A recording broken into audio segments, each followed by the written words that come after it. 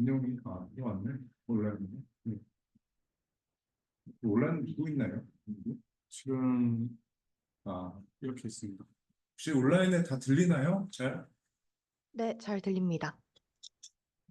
다음 주부터 웬만하면 뭐 별일 없으면 오프라인으로 와요. 박선 학생은 내가 1월 6일부터 오라 그래서 못 온 것 같은데 아무튼 다음 주부터 웬만하면 오프라인으로 봅시다. 근영이는 뭐 서울에 있으니까 뭐 할 수 없고 준수랑. 아, 네, 알겠습니다. 네, 발표 시작하겠습니다. 제가 오늘 발표할 논문은 이 디스코라는 논문이고, ECCB 2024에 역습되어 있는, 그래서 이제 논문에 대해서 좀 먼저 설명드리기 앞서서 관련된 사전 지식부터 먼저 좀 간단하게 설명을 드리도록 하겠습니다. 먼저 오브젝트를 좀 익스플리시트하게 표현하는 방법은 대표적으로 이렇게 세 가지 방법이 있는데, 먼저 복셀을 이용한 표현 방법 같은 경우는 3D 공간을 이렇게 여러 개의 작은 그리드로 나눈 다음에 이 그리드 안에 픽셀이 오큐파이 되었는지를 바탕으로 이렇게 오브젝트를 표현하는 방법입니다. 근데 이 방법 같은 경우는 그리드를 사용해서 오브젝트를 표현하기 때문에 결과가 이렇게 블러키하다는 그런 문제점이 있습니다. 그리고 나서 이제 포인트를 사용해서 오브젝트를 표현하는 방법이 있는데 이 방법 같은 경우는 이제 컨티뉴어스하게 오브젝트를 표현할 수 있다는 장점이 있긴 하지만 이 오브젝트 사이에 어떤 관계식이 따로 없기 때문에 이 오브젝트가 좀 인디펜던트하게 움직입니다. 그래서 결과에 구멍이 뚫려 있거나 좀 결과가 어색하게 나온다는 그런 문제점이 있습니다. 그래서 이제 대부분의 연구에서 이 메쉬를 사용해서 오브젝트를 표현해 주게 되는데 이 메쉬 같은 경우는 벌텍스랑 그 트라이앵글 페이스 간의 관계식을 얻기가 좀 힘들기 때문에 사전에 미리 준비된 카테고리에 대해서 그 오브젝트 템플릿 메쉬를 먼저 정의를 하고 그 오브젝트 템플릿을 사용해서 이렇게 오브젝트를 표현해 주게 되는데 이 방법의 문제점 같은 경우는 사전에 정의되지 않은 새로운 카테고리의 오브젝트에 대해서는 전혀 리컨스트럭션을 할 수 없다. 그런 문제점이 있습니다. 그래서 SDF나 오큐펀시 네트워크 같은 임플리시트 펑션을 학습을 해서 이 펑션으로 이제 오브젝트를 표현하는 메서드들이 있습니다. 이 해당 펑션 같은 경우는 3D 스페이스상의 포인트들이 오브젝트 표면으로부터 얼마만큼 떨어져 있는지 아니면은 오브젝트가 해당 포인트가 오브젝트 표면에 안에 있는지 밖에 있는지 그런 정보들을 실수로 표현한 다음에 그 실수 값을 학습하는 펑션입니다. 그래서 이 펑션으로 오브젝트를 표현하게 됐을 때 어, 사전에 정의된 뭐 오브젝트 카테고리에 상관없이 카테고리 어그노스틱하게 좀 오브젝트 쉐입을 리컨스트럭션 할 수 있다. 그런 장점이 있긴 합니다. 근데 이 해당 펑션 같은 경우는 그 레저트 값이 결과가 좀 과하게 스무드 된다. 그런 문제점이 있고요. 좀 디테일한 부분을 많이 놓친다는 그런 한계점이 있습니다. 그래서 최근에는 이 디퓨전 관련된 메서드들이 발달함에 따라서 이 디퓨전으로 이 오브젝트 포인트 클라우드를 직접 디노이징해서 생성한다. 그런 논문들도 많이 나오고 있고 아니면 널프나 가우시안 스플래팅 같은 렌더링 기반의 메서드를 사용해서 이 오브젝트를 표현하는 연구들도 많이 소개가 되고 있습니다. 저는 그중에서 이 오늘 디퓨전을 사용해서 이 오브젝트 포인트 클라우드를 생성하는 그런 연구에 대해서 간단하게 설명을 드리겠습니다. 먼저 디퓨전을 사용해서 이 오브젝트 포인트 클라우드를 생성하는 가장 베이직한 파이프라인입니다. 그래서 이 해당 파이프라인을 보시면은 인풋 이미지가 들어오면 이 이미지에 대해서 이미지 피처를 뽑고 이 이미지 피처를 컨디션으로 해서 음, 포인트 클라우드를 디노이징하는 방식인데 이 해당 파이프라인을 그대로 사용했을 때 이제 다음과 같이 크게 두 가지의 문제점이 있습니다. 먼저 첫 번째로는 디노이징을 진행함에 따라서 이 포인트 클라우드의 트랜슬레이션이 계속해서 변화한다는 문제점인데, 이렇게 포인트 클라우드의 트랜슬레이션이 계속해서 변화할 경우에는 여기 피규어에서 보이는 것처럼 핸드랑 오브젝트 사이에 컨택이 제대로 이루어지지 않거나 핸드가 이 오브젝트를 뚫고 들어가는 페네트레이션 현상이 일어날 수 있다는 문제점이 있습니다. 그래서 이 디스코는 이런 문제점을 해결하기 위해서 이 핸드 포즈를 컨디션으로 해서 오브젝트의 트랜슬레이션을 예측하는 그런 네트워크를 먼저 학습을 하고 어, 이 리버스 프로세스를 진행할 때 각 포인트 클라우드의 센터 값이 앞에서 예측한 이 트랜슬레이션으로부터 벗어나지 않도록 그렇게 컨스트레인을 걸어주는 스킴을 가지고 있습니다. 그리고 이제 두 번째로는 핸드에 의한 셀프 오클루전 문제가 있는데 그 이 오브젝트 쉐임 리컨스트럭션 테스트에서 가장 어려운 부분 중에 하나가 이 오브젝트가 핸드에 의해서 가려진 부분은 잘 리컨이 안 된다는 그런 문제가 있습니다. 근데 이러한 부분을 해결하기 위해서 이 이미지 피처만을 사용해서는 좀 해결하기 힘들다는 그런 문제가 있습니다. 그래서 디스코는 이 이미지 피처를 사용하는 것 대신에 핸드와 오브젝트에 대한 시멘틱 인베딩이랑 핸드 포즈에 대한 지오메트릭 인베딩 이렇게 두 가지를 컨디션으로 사용해서 이 핸드에 의해서 가려진 부분에 대해 프라이어를 주고 있습니다.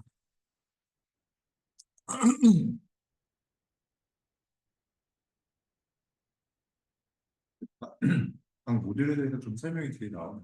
네, 네. 그래서 이제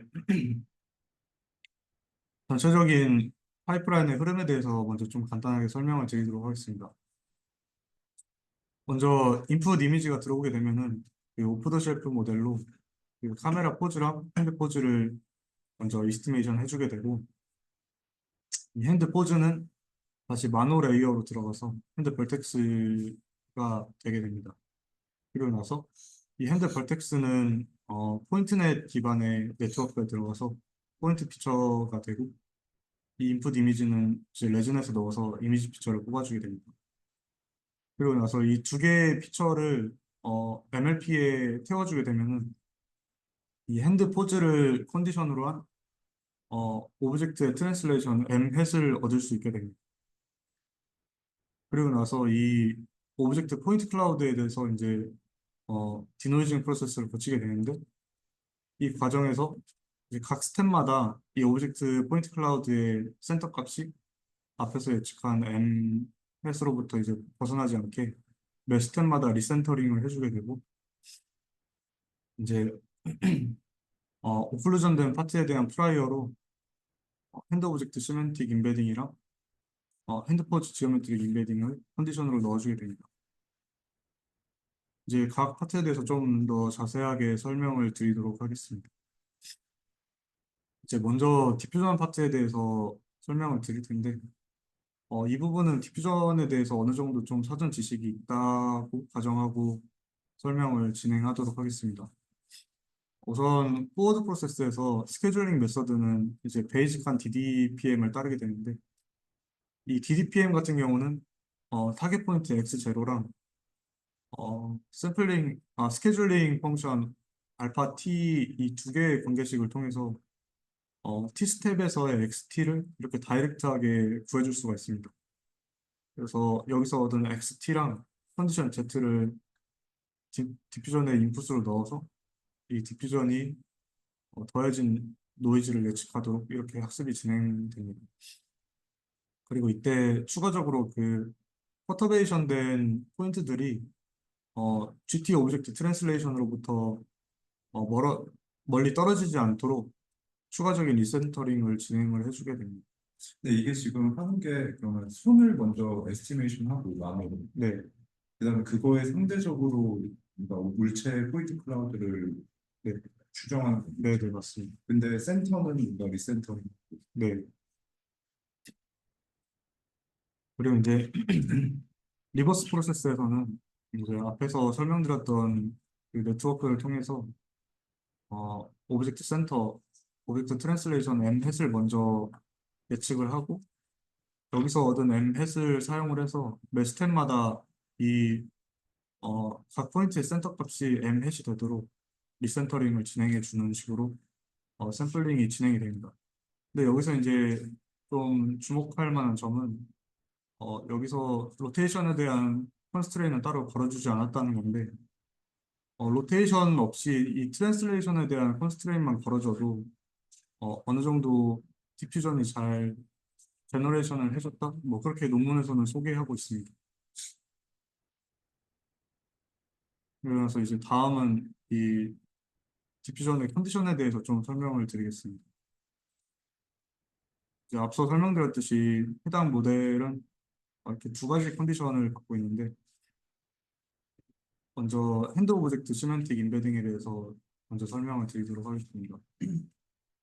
이 이미지를 사용해서 뭔가를 하는 메서드 같은 경우는 이 이미지로부터 이미지에 담겨 있는 정보를 얼마나 잘 사용하느냐에 따라서 이 모델의 퍼포먼스가 크게 변합니다.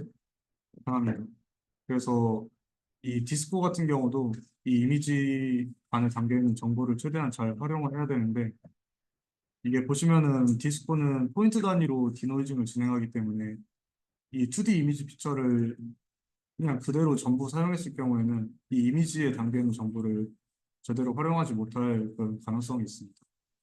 그래서 이 디스코 같은 경우는 포인트 와이즈의 이 2D 이미지 피처를 사용하게 되는데 이제 그걸 얻기 위해서 먼저 레즈넷이나 VIT에 태워서 얻은 이미지 피처를 뽑고 이 T스텝에서의 포인트 클라우드랑 핸드에 대한 포인트 클라우드를 앞에서 얻은 카메라와 레스터라이저를 통해서 2D로 프로젝션 시키고 이 2D로 프로젝션된 포인트의 픽셀 값에 해당하는 그 이미지 피처 값을 뽑아서 이 이미지 피처 값을 해당 포인트에 매핑해 주게 됩니다. 그리고 이 매핑된 포인트를 다시 3D로 리프팅을 시켜주게 되면 이 포인트 와이즈한 이미지 피처를 얻을 수가 있습니다. 그리고 나서 해당 포인트가 핸드에 대한 포인트인지 아니면 오브젝트에 대한 포인트인지를 파악하기 위해서 그 핸드와 오브젝트에 대해서 원하드 코딩을 한 라벨을 마지막 채널에 이렇게 콘캣을 해주게 됩니다. 그래서 이런 과정을 통해서 핸드와 오브젝트의 시멘틱한 정보를 담고 있는 어떤 포인트 와이즈한 이미지 피처를 얻을 수가 있었다고 합니다. 그 다음으로 이제 핸드 포즈 정보도 이 오브젝트 쉐입을 결정하는 데 있어서 중요한 단서로 작용할 수가 있는데 그래서 이 핸드 포인트 정보도 역시 마찬가지로 최대한 활용해주기 위해서 먼저 핸드 15개 조인트에 대해서 포워드 키네마틱을 통해서 이 각 조인트에 대해서 로테이션과 트랜스레이션을 먼저 뽑아주게 됩니다. 그리고 조인트 제2번째 조인트에 대해서 어, 제2번째 조인트의 로테이션과 트랜스레이션은 이제 T스텝의 포인트 클라우드에 굽혀주게 되면 조인트 J의 포즈 정보를 반영하고 있는 그런 포인트 와이즈한 지오메트릭 인베딩을 얻을 수가 있게 됩니다. 그리고 이런 과정을 15개의 모든 조인트에 대해서 전부 다 진행해서 마지막으로 콘캣을 해주게 되면은 이 핸드의 포즈 정보가 담겨 있는 지오메트릭 인베딩을 얻을 수가 있다고 합니다. 그래서 이제 다음과 같이 두 개의 인베딩을 얻게 되었는데 이제 이 두 개의 인베딩을 디퓨전의 컨디션으로 넣어줘야 됩니다. 근데 이거를 좀 심플하게 넣을 수 있는 방법은 이 두 개의 인베딩을 하나로 콘캣한 다음에 이 콘캣된 피처를 하나의 MLP 헤드에 넣어서 여기서 나온 여기서 나온 값을 디퓨전의 컨디션으로 사용해주는 방법이 있는데 이렇게 하나의 MLP 헤드를 사용했을 때 이 두 개의 인베딩 간의 도메인이 다르기 때문에 너무 다르기 때문에 이 MLP 헤드가 이 두 인베딩에 담겨 있는 정보를 제대로 활용하지 못한다고 합니다. 그래서 이 디스코 같은 경우는 이 두 개의 임베딩에 대해서 각각 헤드를 하나씩 준 다음에 이 헤드에서 나온 피처를 콘캣하고 여기서 나온 콘캣된 피처를 디퓨전의 컨디션으로 사용을 해줬습니다. 그리고 로스 같은 경우는 이제 다음과 같이 두 개의 로스로 이루어져 있는데 먼저 디퓨전의 로스 같은 경우는 베이직한 디노이징 로스가 있고 추가적으로 이제 오브젝트 쉐입에 대해서 슈퍼비전을 걸어주기 위해서 어, GT 포인트 클라우드랑 이제 예측한 포인트 클라우드를 2D로 프로젝션 시킨 다음에 이 두 포인트 간의 에러 로스를 걸어주게 됩니다.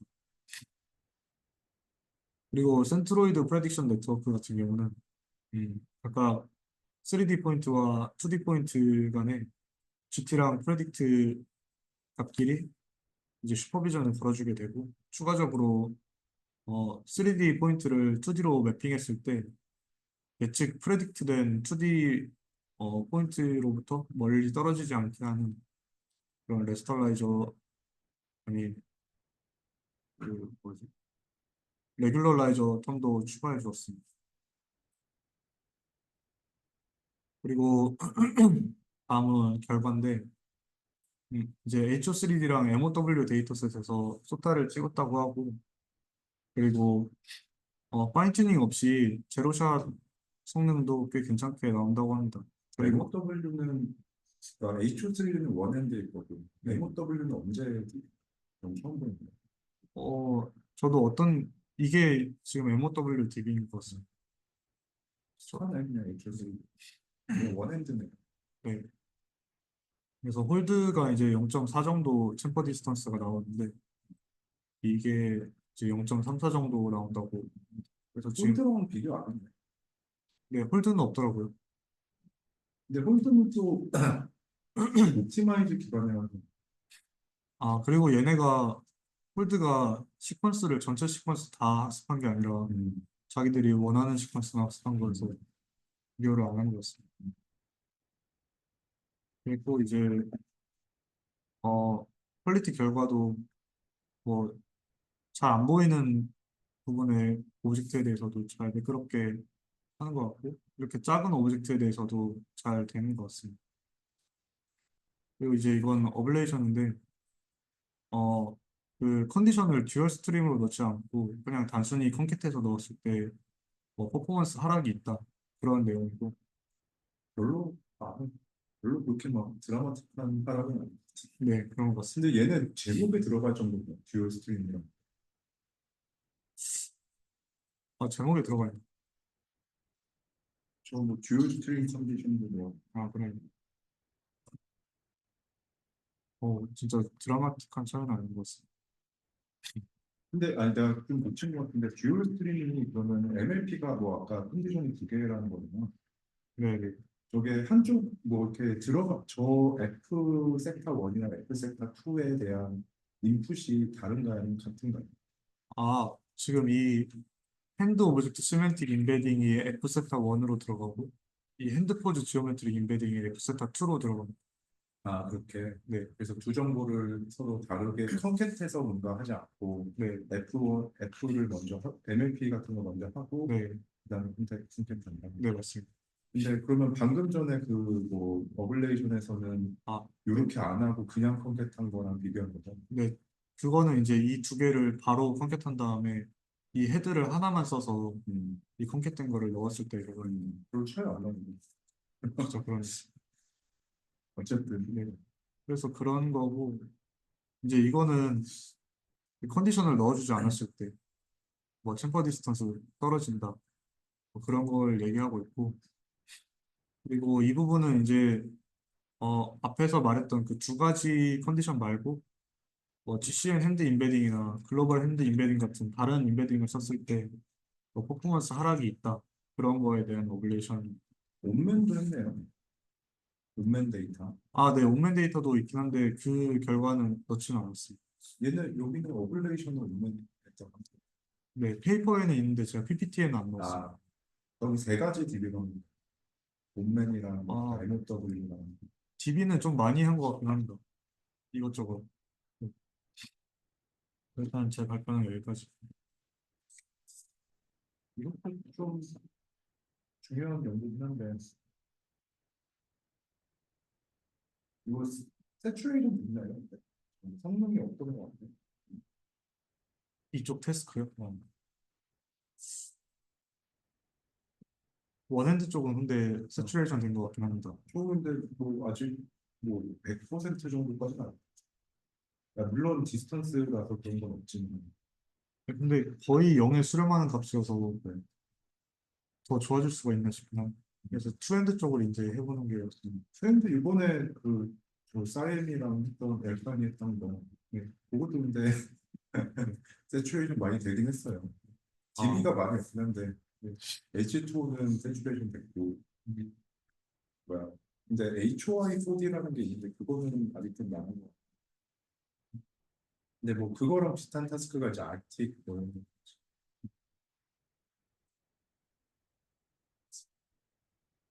근데 이거 뭐 이거는 멈출도 되고